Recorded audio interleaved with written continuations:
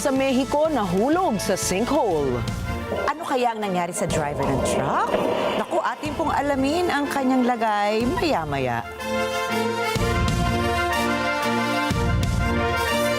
Magandang gabi, ako po si Ricky Mathay. Ako si Nina Richie Alago Flores. Ito ang mata ng Agila International. Para naman sa mga headlines ngayong araw ng Biyernes. Armed Forces of the Philippines na alarma sa pagdami ng mga barko ng China sa Ayungin, Shoal. Pilipinas nakilahok sa ASEAN Multilateral Naval Exercise sa Malaysia. Pyongyang nagpatayo ng secret military base para maging imbakan ng intercontinental ballistic missiles.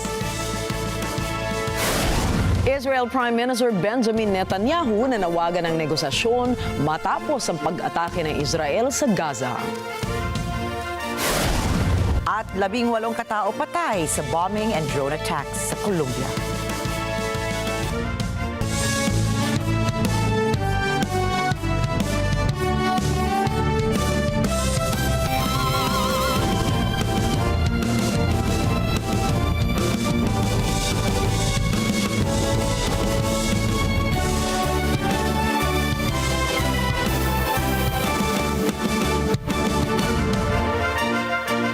Nababahala po ngayon ang Armed Forces of the Philippines o AFP sa pagtaas ng presensya ng mga barko ng China sa Ayungin Shoal.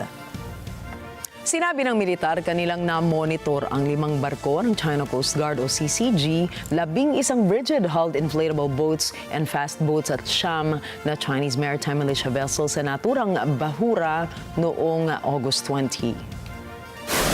Higit pa rito, napansin din ng AFP na ilan sa mga fast boats ng CCG ay may kargang mga mounted weapons. Na-monitor din nila sa Ayungin Shoal ang mga aerial assets katulad ng helicopter at mga unmanned aerial vehicles. Nagsagawa rin ng mga barko ng China ng tila water cannon drills malapit sa bahura. Samantala, may hinarang naman ang AFP na bangka ng China na nagtangkang lumapit sa BRP Sierra Madre. Ayon kay AFP Public Affairs Chief Colonel Sir Cis Trinidad, nakahanda ang militar na rumesponde sa anumang posibleng mangyari sa Ayungin Shoal. Patuloy rin anyang nakamonitor ang AFP sa sitwasyon sa West Philippine Sea.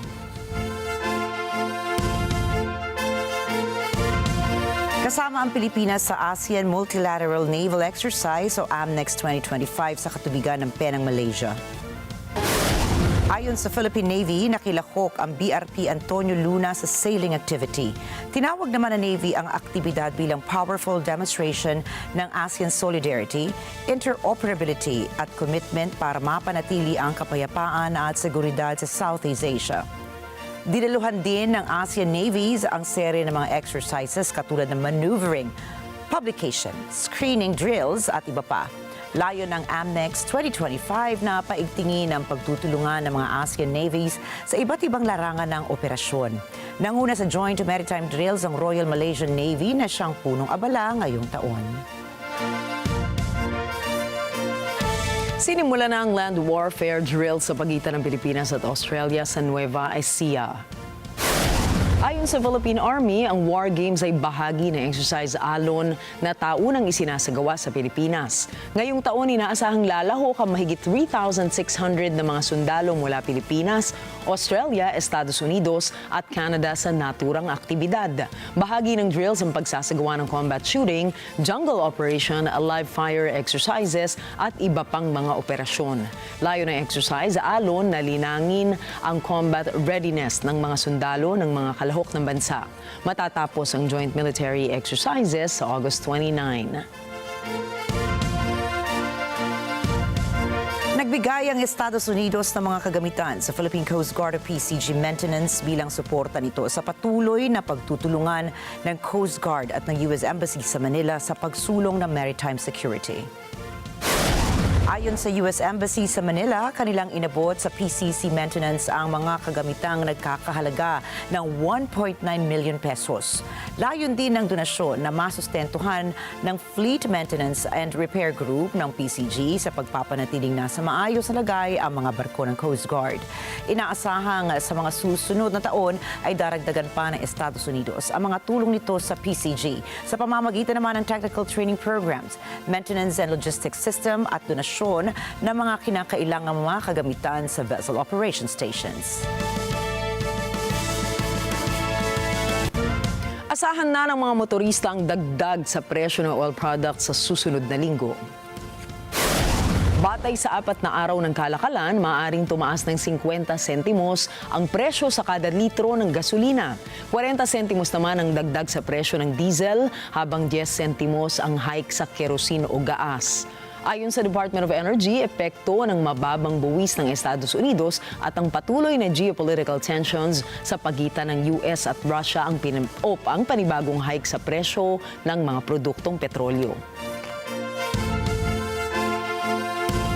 Inanunsyo naman ng Philippine Institute of Volcanology and Seismology o PHIVOLCS na walang tsunami alert ang nakataas sa Pilipinas kasunod ng magnitude 7.5 na lindol na tumama sa Drake Passage. Ayon sa state seismologists, walang epekto ang lindol sa bansa. Bandang alas 10 ng umaga, niyanig na malakas sa lindol ang Drake Passage ang katubigan po sa pagitan ng South America at Antarctica.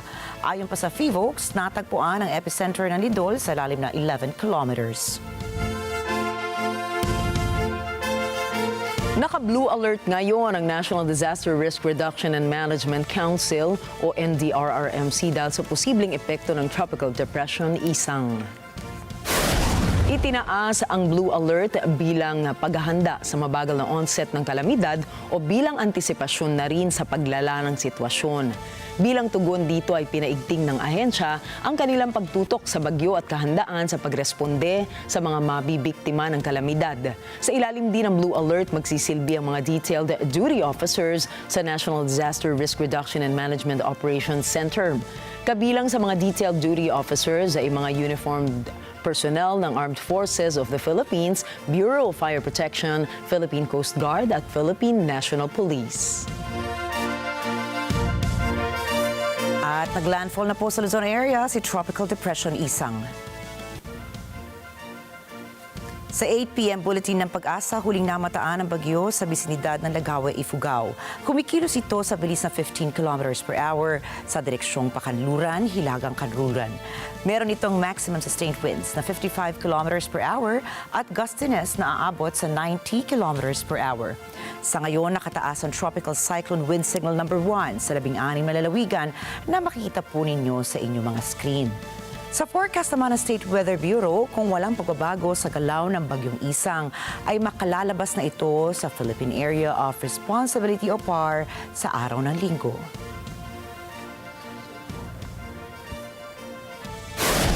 Susunod, Pyongyang nagpatayo ng secret military base para maging imbakan ng intercontinental ballistic missile.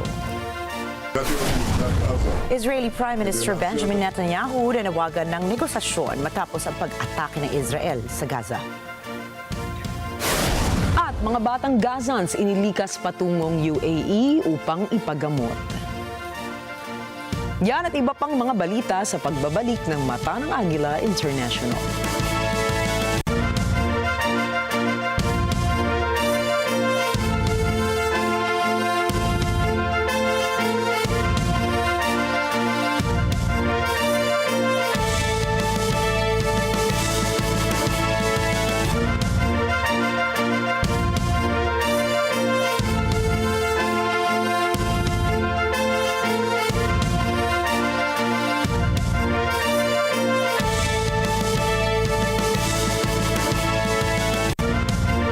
Running gets better when it's done together. Net25 brings you the biggest family fitness event this August 20. The Net25 Family Fun Run 2025 is brought to you by our platinum sponsors: Furukawa Battery, Long Life, High Power, Salem, King's Herbal Plus, Beauty Elements Ventures Incorporated, Chris Sports. Our gold sponsors: Pure Gold, Composite Technology, Canroof Corporation, BioQuick Medical Enterprise, Fluras, Lux Beauty and Wellness Group, Rhea Generics, Pure and Hotel Dream World, GCash. Our silver sponsors, Natural, Dear Self Aesthetic and Wellness Center, Royal Care Marketing, North Square, The Zen Institute, Zinzino. Our bronze sponsors, Go Hotels, McKinney Food Corporation, Linkit, Youth Plus, Rotation Sales Corp, and Robisco. Our participating merchants, event partners, and our event venue partner, Philippine Arena.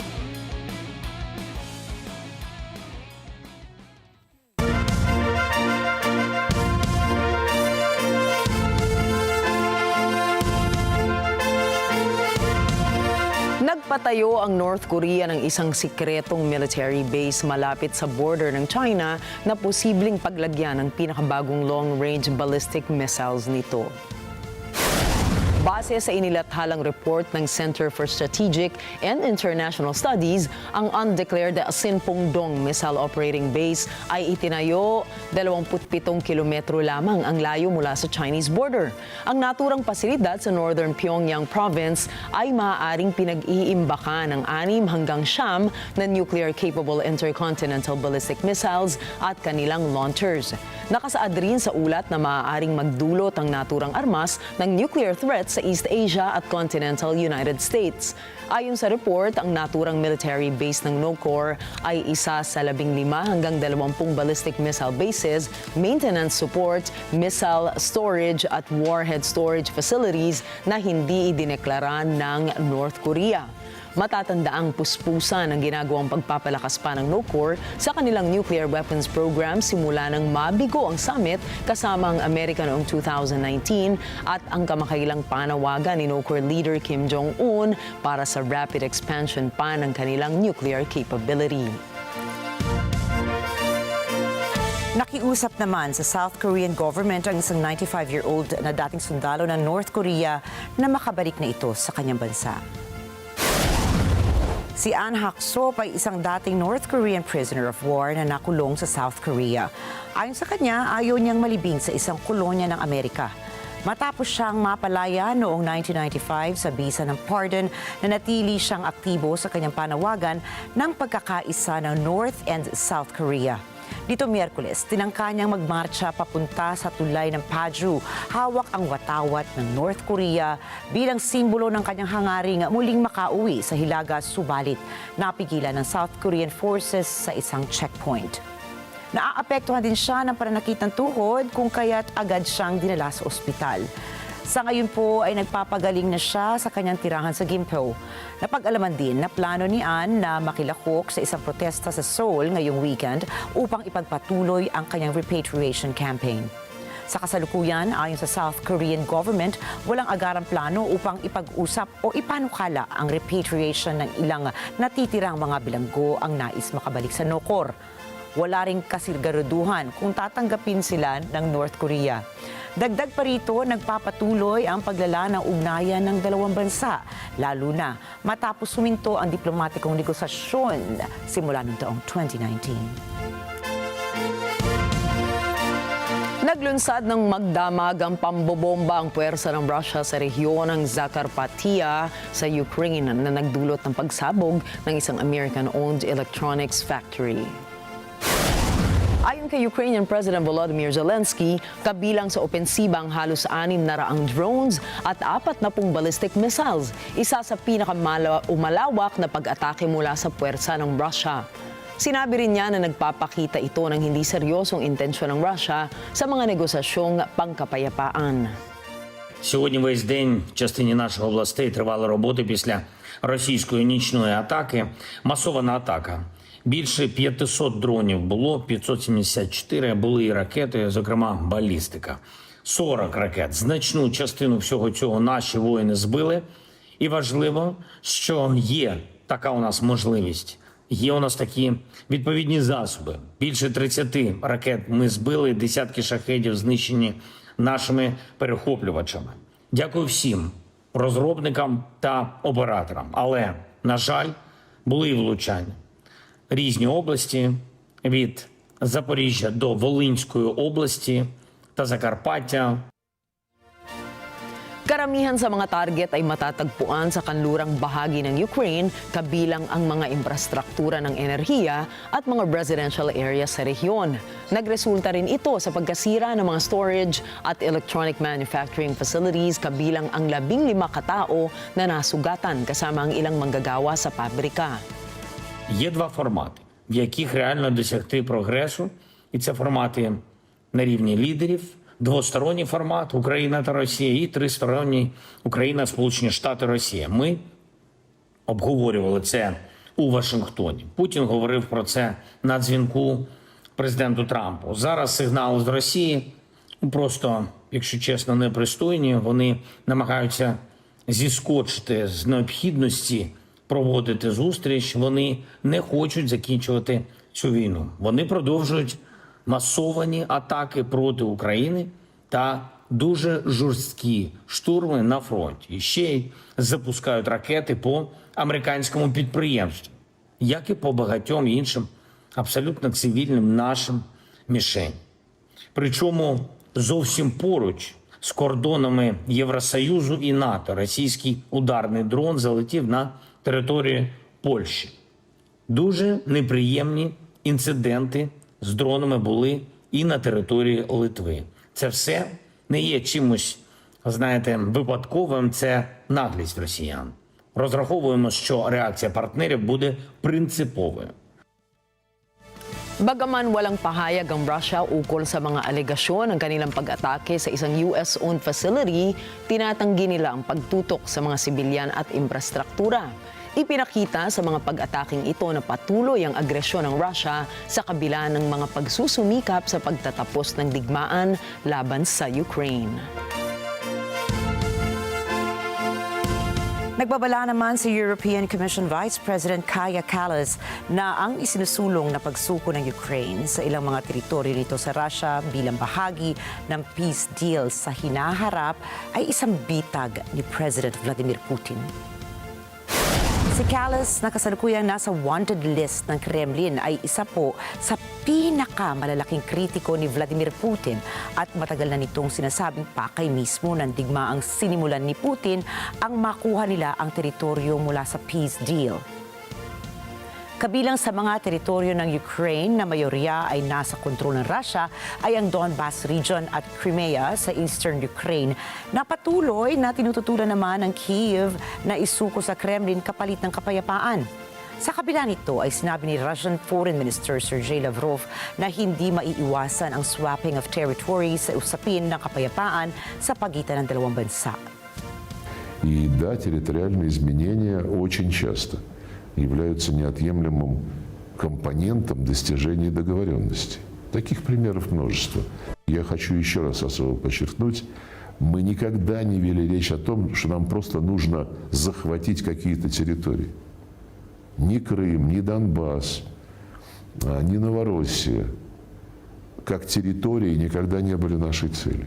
Нашей целью было защитить людей, русских людей, которые столетиями проживали на этих землях, которые открывали эти земли, проливали за них кровь и в Крыму, и на Донбассе, создавали города, Одессу, Николаев, многие другие порты, заводы, фабрики. Sa Alaska Summit, iginiti Kallas na nakuha ni Putin ang lahat ng kanyang gusto at maaaring makaaapekto ito sa kanyang interes sa pakikipagnegosasyon para sa peace deal.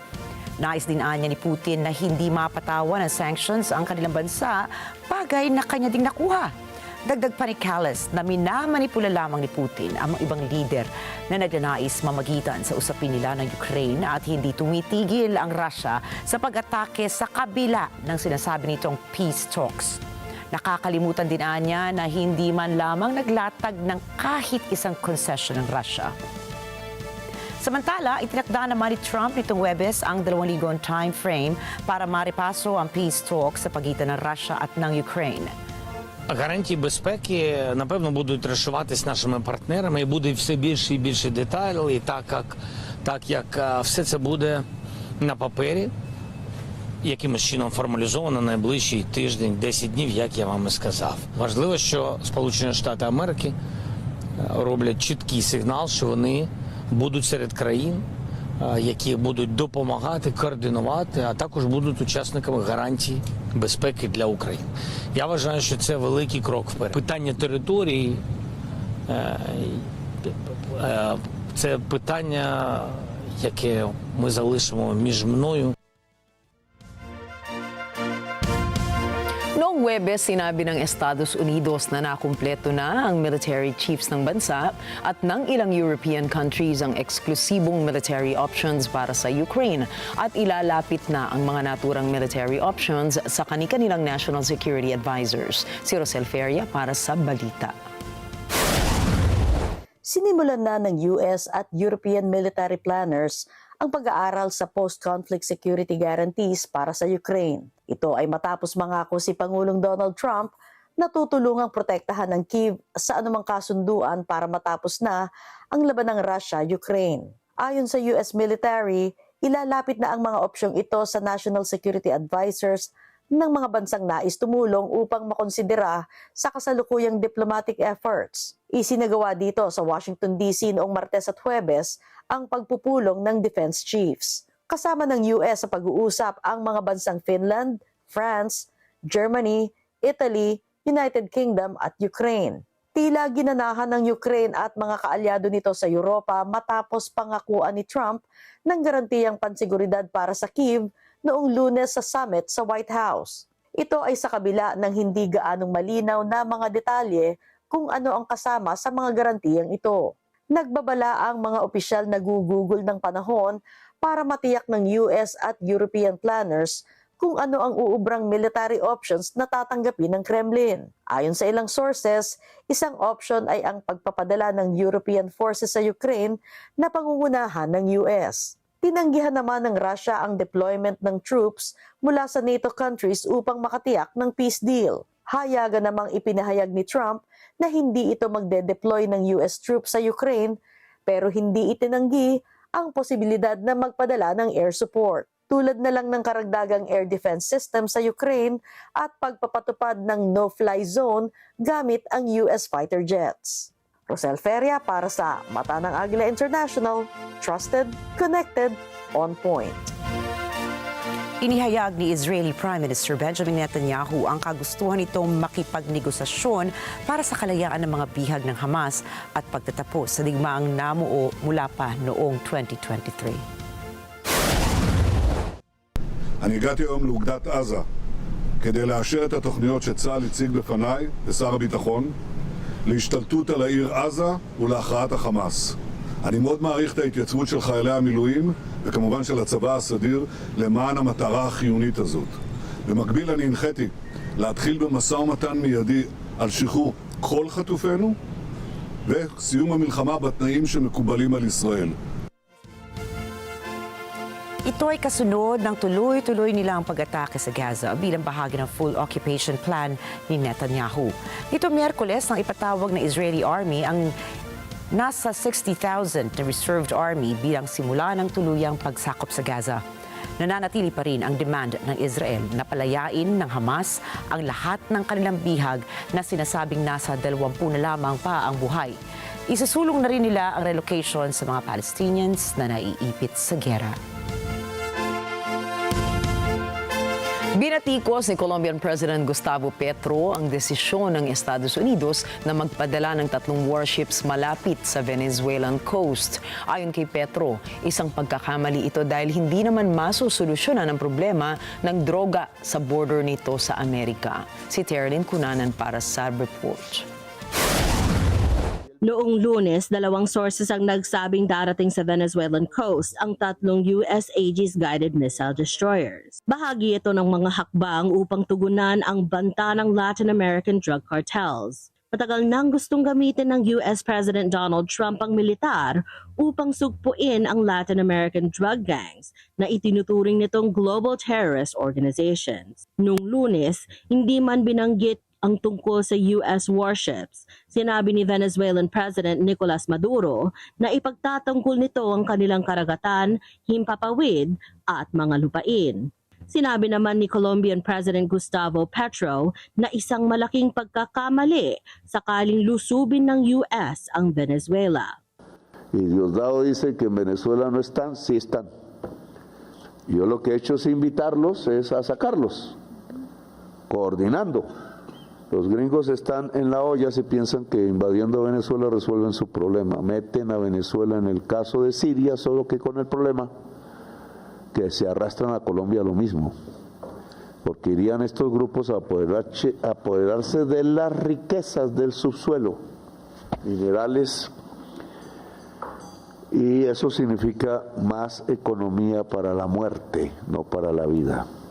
Así que yo le dije a Trump a través de sus emisarios que eso sería el peor error, poseedor del cuerpo de los indígenas. Tinututukan ng Trump administration ang pagsugpo sa drug cartels kaugnay ng kampanya nito sa paglimita ng migration at para maproteksyonan ang southern border ng US. Carolyn Cunanan para sa Mata ng Agila International. Trusted, connected, on point. Ipinasa ng mga mambabatas ng Texas ang bagong state congressional map na isinaayos batay po sa utos ni Pangulong Donald Trump. Layon ng redistricting na baliktarin ang 5 Democratic-held U.S. House seats sa darating na midterm elections. Si Ana Cui para sa report. Kamakailan, dose-dose ng Democratic lawmakers ang nagbalik na sa Texas matapos ang 2 linggong walkout na humarang pansamantala sa plano ng Republicans ukol sa redistricting ng estado. 2 dekada ng dominado ng Republicans ang politika sa Texas. At para palakihin ang tiyansa ng partido nila na mapanatili ang mayorya sa House of Representatives, isinulong nila ang isang bihirang mid-decade redistricting. Ang mapa na kailangan pang itugma sa bersyon ng Senado ay nagmitsna ng isang pambansang redistricting war. Nagbanta ng ilang governors ng bawat partido na maglulunsad din ng parehong hakbang sa kani-kanilang estado.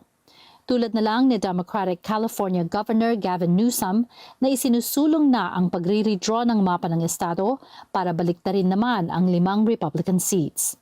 Ang California na Democratic-controlled ay pinakapopuladong estado. Ang Texas naman na Republican-led ay pumapangalawa sa California. Sa bagong congressional map na ito ng Texas, malilipat ang conservative voters sa mga distritong hawak ng Democrats at pagsasamahin ang mga distrito na hawak na ang Democrats. Isinusulong na rin ng ibang Republican states tulad ng Ohio, Florida, Indiana at Missouri ang kanilang redistricting plans. Gayun din ang Democratic states tulad ng Maryland at Illinois. Ang redistricting ay karaniwang ginagawa kada 10 taon matapos kwentahin ng US Census ang mga pagbabago sa populasyon. Bihira ang pagsasagawa ng mid-decade redistricting. Tuwing binabago ang mapa, sinasabing minamanipula ng mga mambabatas ang mga linya nito para sa bentahin ng kani-kanilang partido.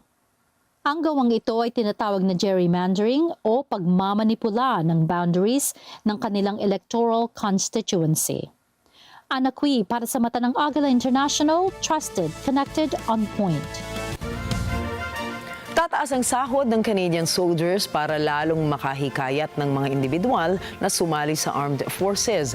Kasabay nito, asahang aangat din ang moral ng mga sundalo sa nasabing bansa.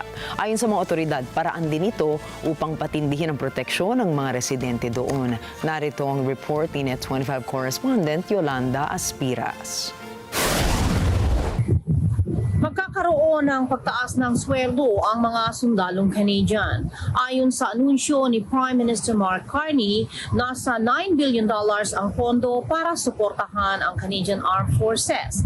Ito ang pinakamalaking pagtaas ng sahod para sa mga sundalo sa loob ng isang henerasyon. Layunin nito na makahikayat ng mga bagong miyembro at mapanatili ang mga kasalukuyang sundalo upang matiyak ang kaligtasan ng mga Canadian, lalo na sa panahon ngayon na mapanganib at delikado. Ang mga marino, private at mga aviator ay magkakaroon ng 20% na pagtaas ng sahod, 13% naman para sa mga reservist at 8% sa mga colonel at captain. Ang mga kasapi naman ng CAF na nakadeploy upang tumulong sa mga kalamidad ay makatatanggap ng karagdagang $45 kada araw. Sa buwan ng Hunyo ng taong ito, ang Canadian Armed Forces ay may kakulangan ng humigit kumulang 6,500 na mga sundalo at nangangailangan pa ng 6,000 reserve. Kaya halos nasa 13,000 ang kabuuang kakulangan sa sundalo. Ayon sa Prime Minister, walang mas mainam na oras para maglingkod sa bansa at depensahan ito. Sa ngayon, may 100 full-time at part-time na mga bakanting posisyon sa loob ng Canadian Armed Forces. Yolanda Aspiras, Toronto, Ontario, para sa mata ng Agila International. Trusted, connected, on point. Ikinasang malawakang medical evacuation sa Gaza noong Miyerkules. Ibinyahe patungong United Arab Emirates ang batang Palestino upang mabigyan ng karampatang medical attention doon. Si NJ De Guzman para sa report. Tumulong ang World Health Organization sa isang large-scale medical evacuation ng mga batang pasyente papuntang United Arab Emirates. Karamihan sa mga bata ay nasa kritikal na kalagayan, tulad ng anak ni Shireen Al-Masri na nasabugan ng bomba at naputulan ng 2 binti. أثناء تسليك المية فانفجر في إيده جسم مشبوح اللي كانت قنبلة كواد كارتر حسب ما كلها أجت في رجلين ابني. كانت الإصابة والشظايا عملت إصابات طفيفة للباقيين بس القنبلة أثرت كثير على حياة ابني. راح رجليه كان شبه بتر تلتين تركب له بلاتين. في عنده تهتك في العظم في كلا الساقين وفي عنده بتر في إصبعه الإبهام في الرجل اليمين وفي إصبع البنصر في الرجل اليسار. كمان شظيتين في بطنه فتحوا بطنه شظية في المثانة. Ito naman si Halasha Kardahalis, nasabugan din ng bomba habang naglalaro sa swing. At dahil sa impeksyon na natamo ng mga sugat, kailangan niya ngayon ng hair transplant. أتمنى إنه يطلع لي شعر ويعالجوني عشان هنا في غزة فيش أدوية وفيش علاج. بتمنى إنه يطلع لي شعر ويزرعوا لي شعر علشان ألعب مع الأطفال وأروح على المدرسة وأمشط شعري. Ayon sa WHO, katulong sa medical evacuation ang Palestinian Red Crescent at KADUS. NJ De Guzman para sa mata ng Agila International, trusted, connected, on point. Susunod, nasa 18 katao patay sa bombing and drone attacks sa Colombia. Social media star Jake Paul at the undefeated lightweight champion Gervonta Davis maghaharap sa Nobyembre. At Stranger Things actress si Millie Brown nag-ampon ng isang baby girl. Mga detalye po ng mga balita niyan at iba pang mga balita sa pagbabalik ng Mata ng Agila International.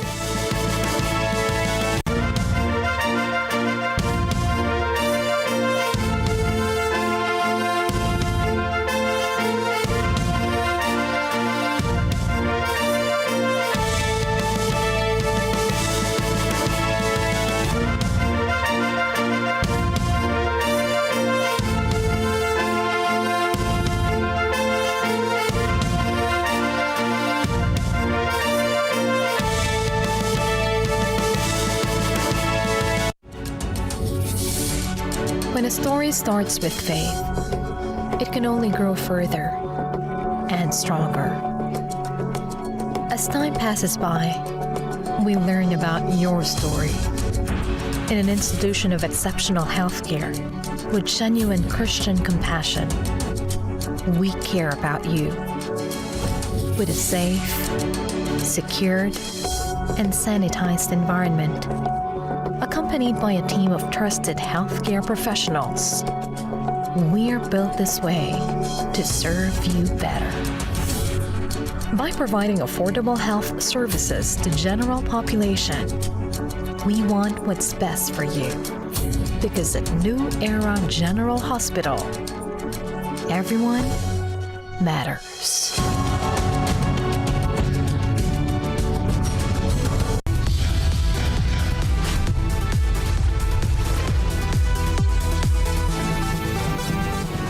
Sa kasulukuyang henerasyon, marami na ang nag-viral. Dahil po yan sa kanilang ginagawang pagtulong sa kapwa.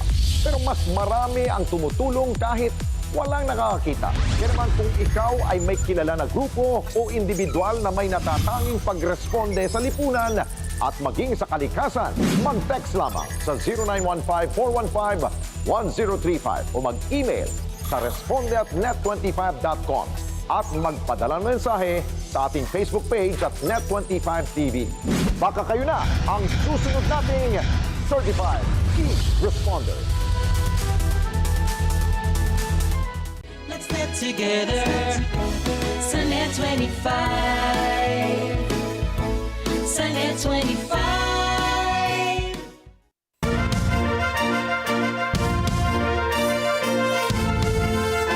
Lumusot sa sinkhole ang isang truck sa Mexico City na may dalang tonelalang graba.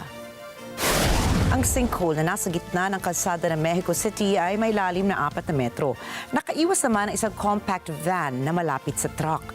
Napaulat na sugatan o nasawi ang mga biktima sa nasabing insidente. Umabot naman sa 18 individual ang namatay at habang marami ang sugatan sa dalawang magkahiwalay na pag-atake sa Colombia. Ayon sa mga otoridad, 6 ang namatay at 6 na po ang sugatan sa nangyaring pagsabog sa mataong kalsada ng Western City of Cali sa Colombia. Target umano ng car bomb ang military school sa lugar. Habang 12 police officers naman ang namatay matapos matamaan ng drone dahilan ng pagkabagsak nito sa lupa sa rural area sa labas ng northwestern city of Medellin. Pinaniniwalaan naman ni Colombian President Gustavo Petro na kagagawan ito ng mga dissident factions ng dating Revolutionary Armed Forces of Colombia o FARC rebel group. Kaugnay nito inihayag ng Pangulo ng Colombia at pamuno ang militar na pangungunahan nila ang Security Council meeting upang tukuyin ang mga karagdagang hakbang para proteksyonan ang mga mamamayan.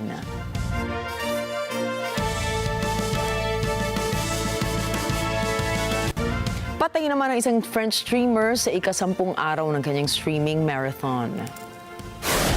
Namatay noong Lunes sa edad na 46 ang sikat na French streamer na si Rafael Graven o mas kilala online bilang Jean Pormanov o JP. Laman ng streaming marathon ni Pormanov ay mga pang-aabuso at pagmamaltrato sa kanya ng mga kasamahan niya sa bahay. Ayon sa investigasyon ng mga otoridad, walang indikasyon na traumatic injury ang ikinamatay ni Pormanov at wala ring sangkot na third party. Sa ngayon, wala pang isinampang kaso na may kinalaman sa pagkamatay ng streamer. Nasa 1.5 metric tons o 1,500 kilograms ng cocaine ang nakumpiska ng Peruvian police sa 3 rehiyon ng Peru. Si Leo Velasco po para sa karagdagang mga detalye. Nilinaw ni Peruvian Anti-Drug Chief Nelton Santos na isinagawang mga operasyon sa mga nakalipas na mga buwan. Hemos desarticulado 2 organizaciones criminales dedicadas al tráfico ilícito de drogas a nivel internacional. Hemos tenido 4 intervenciones previas en enero, en marzo, en mayo y en agosto. En las 4 intervenciones anteriores hemos logrado el decomiso en promedio de 400 kilos cada intervención, que hace un total de 1,550 kilos. Ito ay sa mga rehiyon ng Puno, Ayacucho at Tacna sa gitnang bahagi ng bansa. Nagtapos ang operasyon noong Sabado. 10 tao na kabilang sa criminal organizations, nagambito at senturyon ang inaresto. Karamihan sa mga naaresto ay mga miyembro ng gang kung saan nagsimula ang operasyon nila ngayong 2025. Ang nasakoteng cargo ay papuntang Europa na dadaan ng Uruguay o Paraguay. De diferente calibre, uso militar y civil. Salía del Brain con dirección hacia la frontera con Bolivia, específicamente a Puno. Luego iba a ser pasado al hermano país de Bolivia y de ahí con finalidad de pasar por Uruguay o por Paraguay con dirección hacia. Piniliwanag ni Santos kung paanong naiiba ang presyo ng cocaine depende sa lugar na babagsakan nito.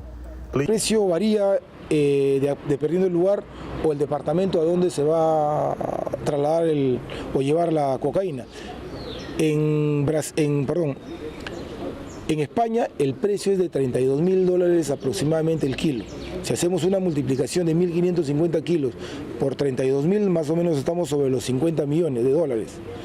En Estados Unidos el precio está en $37,000. Una multiplicación saldría como 57 millones. Velasco para sa mata ng Agila International. Trusted, connected, on point.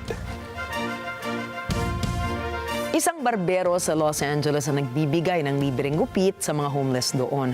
Para raw ito mabigyan ng fresh outlook o pag-asa mga walang tirahan sa lungsod. Si Pearl Rogacion para sa report. Sa sidewalk ng Wilshire Boulevard malapit sa MacArthur Park dito sa Los Angeles, nanggugupit ng buhok ng mga homeless ang barberong si Beraldo Gabaldon. Libre ang serbisyo niyang ito para mabigyan ng panibagong pag-asa ang mga taga-LA na walang permanenteng tirahan. Dating taga-Albuquerque, New Mexico ang 35-year-old na si Gabaldon. May-ari siya ng isang barbershop doon pero iniwan niya ito at nagtungo sa California noong Pebrero upang talikuran ang hindi maayos niyang buhay at muling magsimula rito. At mula noong isang buwan, 4 na oras kada araw suot ang kanyang LA Lakers na kapa, hawak ang pang-ahit at gunting, nanggugupit siya rito ng libre. Para kay Gabaldon, pambawi ito sa kanyang napabayaang sarili at pagbibigay rin ng pag-asa sa iba. So I knew a lot of people were saying there's a lot of problems here. Trump doing his or whatever he did with the organization for the ICE and the horses and all this. I just heard a lot of stuff about it. So this is my challenge. This is what I want to fix. I want to fix that stuff that everybody makes seem to be a big problem, which I believe they say it's a lot bigger than what it is. I know it can all be done if I just do what I got to do and give these guys some hope. Marami sa kanyang customers ay may matitinding nararanasang physical at mental problems. Kung kaya't para kay Gabaldon, malaking bagay na nauunawaan niya ang mga ito. They seem like these are pure bad people and they're not. They're definitely not. This is where I said, okay, this is where I'm going to start my challenges right here. These are the first people I'm going to help because I was in their shoes. That's what made me actually, as a matter of fact, is when I realized like I was in their shoes. I know how they feel. They're not bad people. They're not. They're human just like us. And so I said, you know what, maybe a haircut could give them that spark to change their whole life. Gabaldon hanggat walang pumipigil sa kanyang ginagawa, patuloy siyang tutulong sa mga homeless ng Los Angeles, one haircut at a time. Nothing really will scare me away from my goals. So I'm gonna make sure I do it till they tell me I can't. And I mean, there's nothing wrong with what I do, and I don't see them stopping me. Pearl Rogacion para sa mata ng Agila International. Trusted, connected, on point. At noong Huwebes, nagdiwang po ng kanyang 116th birthday ang pinakamatandang tao sa buong mundo. Yan ay si Ethel Caterham ng Surrey, England. Si Ethel po ang naging pinakamatandang tao sa mundo matapos naman sumakabilang buhay noong Mayo ang babaeng Brazilian na 116 years old din. Si Erdino Campo para sa balita niyan. Ethel Caterham spent a quiet day with her family at the care home she lives in, taking the day at her own pace. She didn't want any media around and declined to give any interviews. Ethel came into this world on August 21st, 1909. That was 3 years before the Titanic sunk and 8 years before the Russian Revolution. She lived through 2 world wars. In her teens, Ethel lived in India where she worked as a nanny. Later, she lived in Hong Kong and Gibraltar with her late husband, an army officer. In 2020, at the age of 110, Ethel survived COVID-19. She also drove until she turned 100. A few years ago, she said the key to a long life is finding a hobby you love and making friends through it. Ethel also says she doesn't argue with anyone, adding she listens and does what she likes. Arlene Ocampo for Matanang Agila International, trusted, connected, on point. Inabot ni Ukrainian President Volodymyr Zelensky kay US President Donald Trump ang ipinadalang liham para sa kanyang asawa na si Melania Trump mula kay Ukrainian First Lady Olena Zelenska sa nakaraang Oval Office meeting sa White House.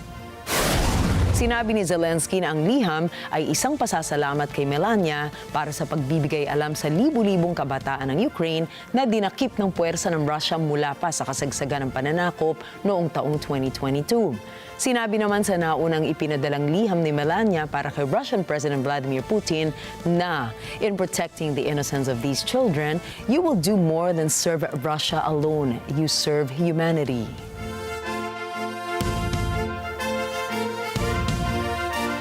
Kinamusta ng personal ni US President Donald Trump ang mga pulis at National Guard troops na nagpapatrol sa Washington, D.C.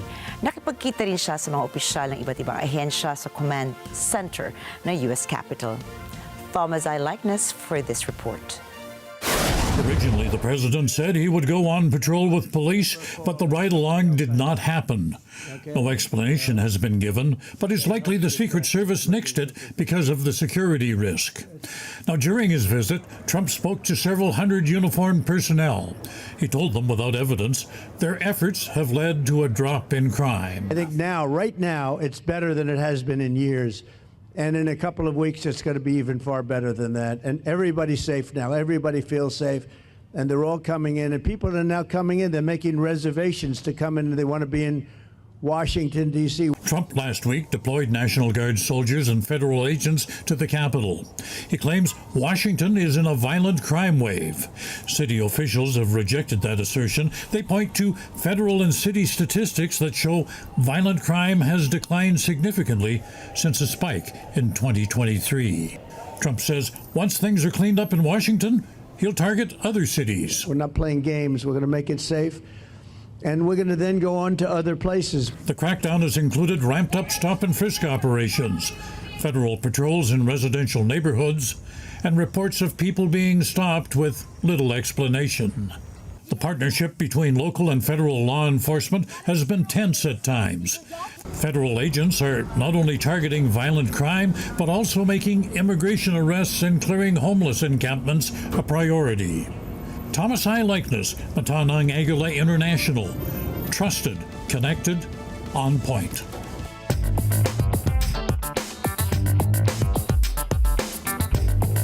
Masayang inanunsyo ni Finance Minister Rachel Reeves na lumago ang ekonomiya ng United Kingdom. Si DJ Angelo Cabansag para sa karagdagang detalye. Pinagmalaki ni Finance Minister Rachel Reeves na sa lahat ng G7 countries, pinakamabilis ang paglago ng ekonomiya ng United Kingdom ngayong una at pangalawang quarter ng 2025. Kung pagbabatayan naman ang datos, mas mataas ang 0.07% ang gross domestic product ng United Kingdom kumpara sa nakaraang taon. Sinabi ni Reeves na nakatulong sa pag-unlad ng British economy ang pagtaas ng mga serbisyo ng manufacturing at construction. Growth was broad-based in the first half of this year with increases in manufacturing, in services, the biggest part of our economy, and also in construction as well, reflecting this government's focus on getting Britain building again. So the numbers are welcome, and importantly, GDP per person is also up. So that means more money in the pockets of working people. Sa kabila ng magandang balitang ito, nangangamba ang ilang mga kumpanya na muling mag-aanunsyo si Reeves ng karagdagang buwis. Bumaba nga ng 4% ang business investment sa United Kingdom ngayong second quarter ng taon. Agad namang idinipensa ni Reeves ang desisyon ng gobyerno at sinabing national mission nila na lumago ang ekonomiya sa bansa.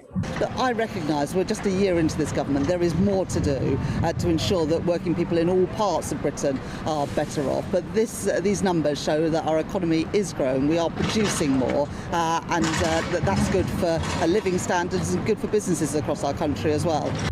Ayon sa ilang analysts, hindi pa nakikita sa kasalukuyang datos ang epekto ng Trump tariffs sa ekonomiya ng United Kingdom. Gayunman, kumpiyansa si Reeves at si British Prime Minister Keir Starmer na maisasalba ng Labour Party ang kanilang gobyerno laban sa dagdag tarifa. Ito po si DJ Angelo Cabansag para sa Mata ng Agila International, trusted, connected, on point.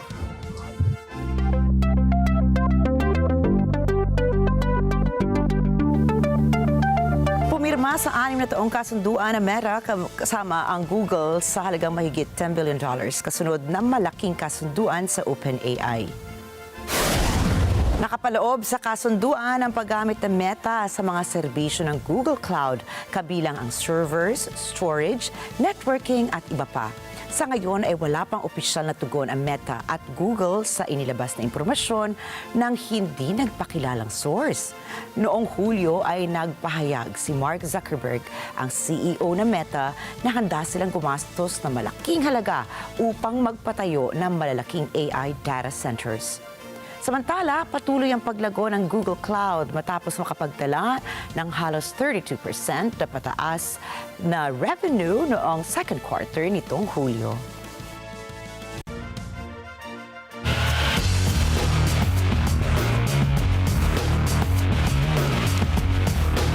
Magkasabay na inanunsyo ng mga kampo ni Jake Paul at Gervonta Tank Davis na tuloy ang bagbakan sa pagitan ng dalawa sa pinaka-exciting na rising stars sa boxing world ngayon. Si Lara magbabalita para sa Tale of the Tape. Tuloy na ang inaabangang laban ni social media star turned boxer na si Jake Paul laban sa undefeated lightweight champion na si Gervonta Tank Davis sa November 14 sa Atlanta, Georgia. Ang laban ay inaasahang lalo pang maglalapit sa sports at live streaming entertainment.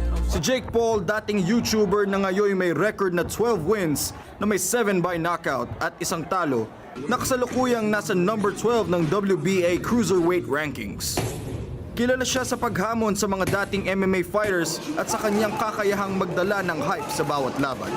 Samantala, si Gervonta Davis ay isang true boxer sa lightweight division na may record na 30 wins, na may 28 by knockout at isang draw at wala pang talo sa kahabaan ng kanyang karera.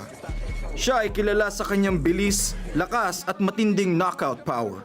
Ngunit ang tanong ng marami ay paano magtatapat ang isang cruiserweight na nasa halos 200 pounds laban sa isang lightweight na nasa 135 pounds lamang. Bagamat kumpirmado na ang laban, hindi pa naglalabas ng karagdagang detalye ang mga kalahok. Ayon sa mga insider, posibleng magkaroon ng catchweight agreement o exhibition style rules upang mapantayan ang agwat sa timbangan. Gayunpaman, sinabi ng mga promoter na ito ay isang real fight at hindi exhibition lamang. Kaya inaasahang magiging competitive ang kanilang paghaharap. Kyle Lara para sa mata ng Agila International. Trusted, connected, on point.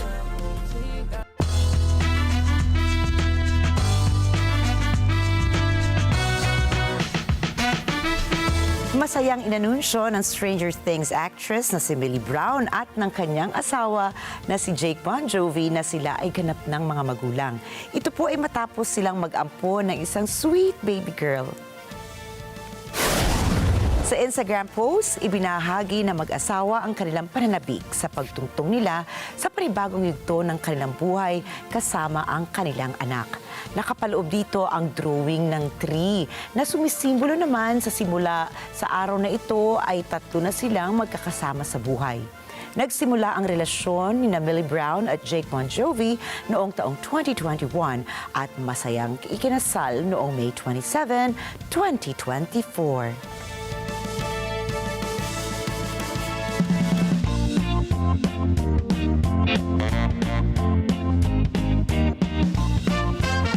Lumiwanag ang kalangitan ng kanlurang Japan matapos mamataan ng isang malaking fireball. Kumalat ang ilang videos at photos online kung saan makikita ang pagbagsak ng isang fireball noong Martes ng gabi na nakita ng mga residente sa ilang bahagi ng Japan. Ayon sa isang eksperto, matatawag itong meteor at tinatansyang tumama sa Pacific Ocean. Nagdulot rin ito ng shockwaves na siyang naramdaman ng ilang mga residente roon.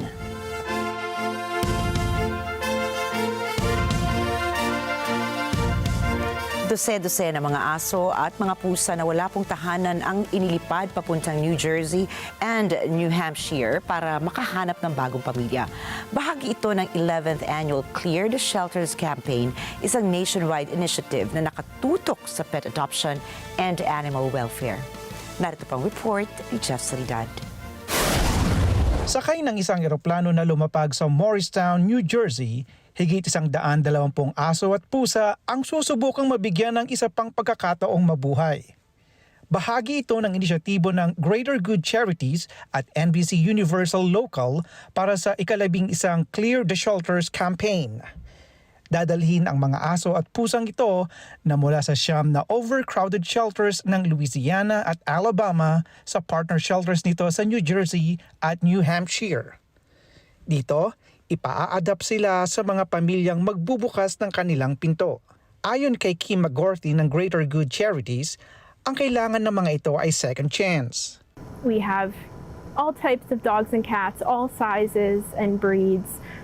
They just need a second chance. They are coming from shelters that are facing daily challenges of overpopulation. And this airlift, as part of the Clear the Shelters campaign, is truly giving them the second chance that they need to find a new adoptive home and a new life and get that happy ending that they deserve.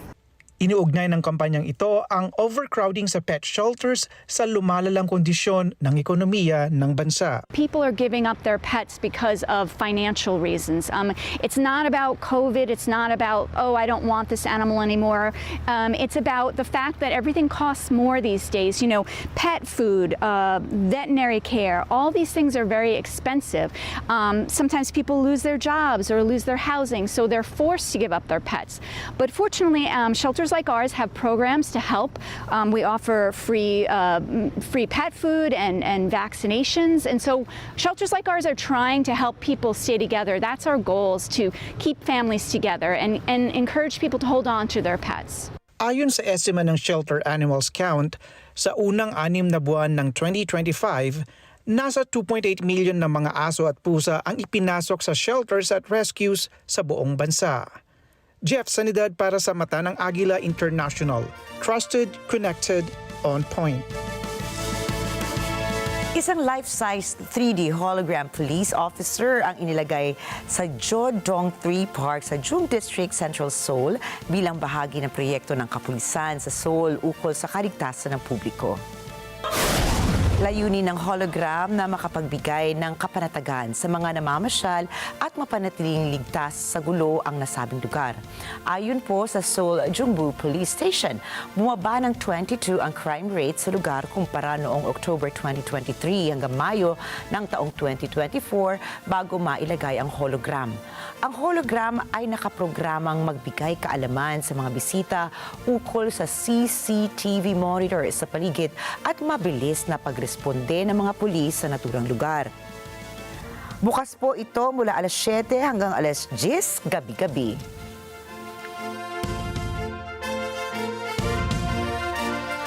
At mga Kanet 25, bukas na po ang inaabangang Family Fun Run event ngayong 2025.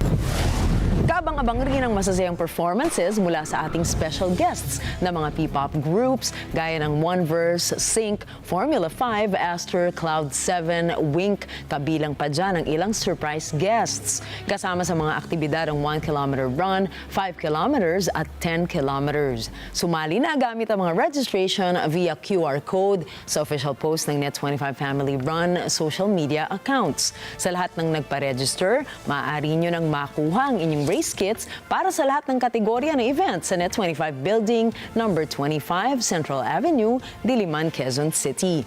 Ihanda ang inyong running shoes, mag-warm up para masaya tayong tumakbo ng magkakasama bukas sa Philippine Arena Complex sa Ciudad de Victoria sa Bukawi, Bulacan. Kaya tayo naka-blue actually ngayon, diba, kasi inyong kulay. Dediretso na tayo doon. Nakuha mo na ba yung bib mo, Nina? Hindi pa, pero plano ko nga magdala ng sariling medalya. Kasi in case, alam mo yun, mapagurin ako, tapos di ko matapos. Basta meron na ako. Si Nina Richie Alagaw po, Flores, ay super athletic. Everyday yang nagsasports. So manina yan sa kanya, for sure. So abangan na kita doon sa ending ng 10 kilometers, ha? Wag, gusto ko yung 10 kilometers, medyo kinabahan ako. Pero alam mo, ang pinakamalayong natakbo ko pa lang talaga sa buhay ko ay 5 kilometers.